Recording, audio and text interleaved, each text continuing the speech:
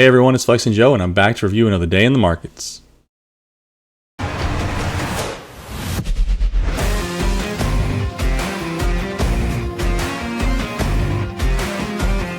Alright, so let's start by talking about NQ on Thursday, November 21st. So I want to call out something here, two things here that occurred, right? So we had NVIDIA earnings at the end of the day on the 20th. They made this move down, and we had the purest form of a liquidity sweep right here under this low. Like we took out this low and then boom, broke over this high, broke over the prior day's pre-market high, appeared to even try to base on it right here. We were candle by candle long, and then we rejected out of this zone. So let me call your attention to what this zone is. I had this zone marked on my regular default drawing set as well, and what this originates from is that gap down from where we closed at 4 p.m. to where we opened at 9:30 a.m. the following day, from the 14th to the 15th.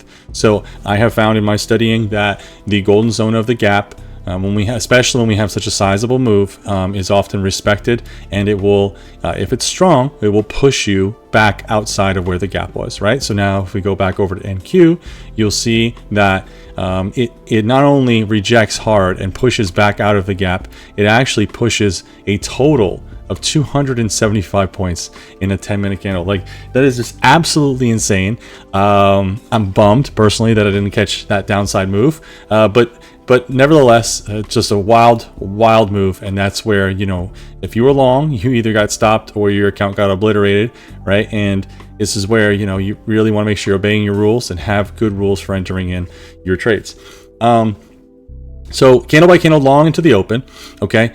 And we were originally gapping up, closed obviously that gap, same thing, those two levels being very close together. Now I do also want to call out this 3-bar reversal pattern as we were extended from the EMAs, almost broke the prior day's low. So we've broken the key pivot of the session low, we've broken what was then the low of the day, and you start to see what was seller exhaustion here. This pattern is often respected, and you can at least count on going back to the high of the candle that preceded it, right? So when I see this, I look for that area, right? 704. If I was long, I'd be scaling somewhere in that upper wick, as I don't need to wait for the high of the candle to break in order to capture my profits. So that's NQ. VIX was also very interesting, right? So I had drawn this zone, and I had this zone drawn on the normal set that I'm watching. You see it's right here. It's slightly different, just a couple cents off, but same general concept.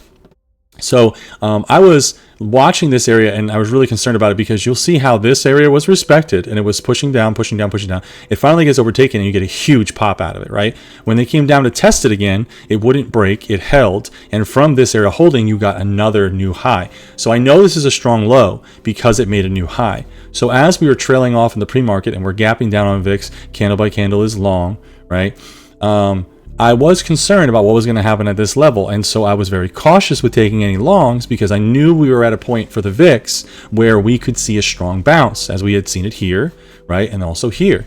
So because I thought, hey, we may see a strong bounce from VIX here, it's really not a good idea to try a long setup. Even though you're candle by candle long to the open, you have to remember that you've already moved a considerable distance. Then also, just to call out, we did just barely break over the session high here. Also just barely rejecting off of 17.99, close enough, and then it just comes down and it chops, right? So lastly, let's look at ES. And what was the ES setup? So same thing, NVIDIA earnings, it bounces off that low, pushes up, wicks under that low, fails to make a new high, comes back down under that low. You have that 3-bar reversal pattern again after a pivot break, extended away from the EMAs, and it just pushes from there, and you get your pullbacks. And here's where you see that it rejects in pre-market. It breaks the current pre-market high and then ends up closing back down. So that's showing you the buyer's weakness and the seller stepping in right here, and you should have definitely been cautious with your long position if you were in one or taking one following the open. If we go back and we look over to the left, right, we'll see that same gap from the 14th into the 15th. It was almost filled, but it wasn't. It was close, and so I thought that we would be coming back up here, obviously, to fill this gap. Overall the market is bullish anyway, so any downside gaps eventually will get filled or just jumped over. So I was looking at just this area to see when we were going to come back, or if we were going to continue to push up, but we had that rejection right here. This is a 50-point ES candle, so again, got to follow your rules and take the stop. It pushes down, and you're now candle by candle short once we're open. So now that I've kind of covered how the whole entire setup looked going into the day, here's how I would have traded this, right? So huge drop here, huge pop on the VIX, huge drop here. Everything is in line. Bases are loaded for the short. So, you know, when you see this is a really strong move back up. Now, this is another 150 points retracement, but you get into the 10-minute EMAs here. It starts to die down, and you get the rejection out of the 10-minute EMA, right? And you just barely close above like this pivot. Sorry about that. This pivot right here. So you see that like you're rejecting where the buyers were once sitting for this pop, right? So stuck buyers want to get out, break even, and that's exactly what happens. If you look at ES, very similar, wicks over to the pivot, so kind of same sort of key area of inflection. 10-minute EMAs are starting to cross, and a nice back down, and you get a really solid short trade on both of them. You get a weak flip here into VWAP in the 10-minute 200. It flips back down. Now here off of the lows, if you waited for the retracement and you took the short here at 85, you know, it did give you 60, 70 points depending on your entry. That was really strong. But it's it does look like it has the potential for being a pre-market low break in base. You know, I will give it that. But you know, you really have to do well with your entry, and you can't be just super aggressive down here after the pivot has been broken. The other thing too to remember, right, is that when you see this candle by candle flip long here on ES and NQ, you don't have the confluence of VIX also flipping back short.